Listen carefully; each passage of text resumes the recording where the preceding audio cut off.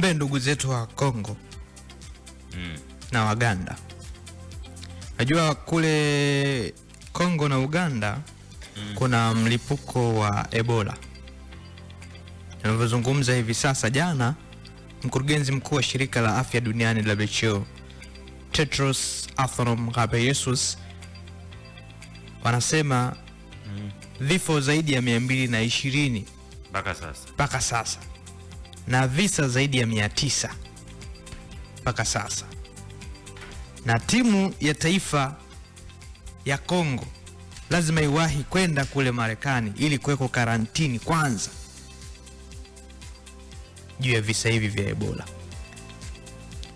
Kwa ndugu zetu wa Kongo pamoja na Waganda, sababu sisi ni wa Afrika wa pamoja, na jana ilikuwa ni siku ya Afrika duniani, tunawapa pole sana kwa hichi ambacho mnakutana nacho. Lakini Kongo pia hapajatulia.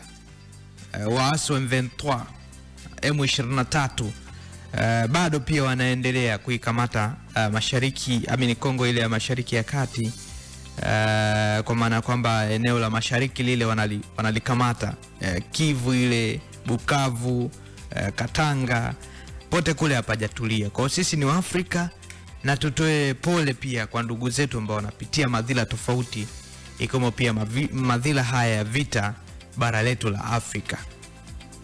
Wanakuambia pilau la msiba ni tamu, lakini sio ya kwako. Sio inatokea kwako. Na hautahoji. Hautahoji sio kwa nini pilau haina nyama. Hauhoji. Haina kachumbari. Haina kachumbari. Ukiwa msiba umekufika wewe. Kwa hiyo ndugu zetu hawa tuoneshe mshikamano wa pamoja na nia dhati kabisa ya kuombea kwa Mwenyezi Mungu kwenye sala zetu, ili papate utulivu, pawe vizuri, pawe salama, kama vile ambavyo sisi tunapambana huku hali yetu hiyo vizuri.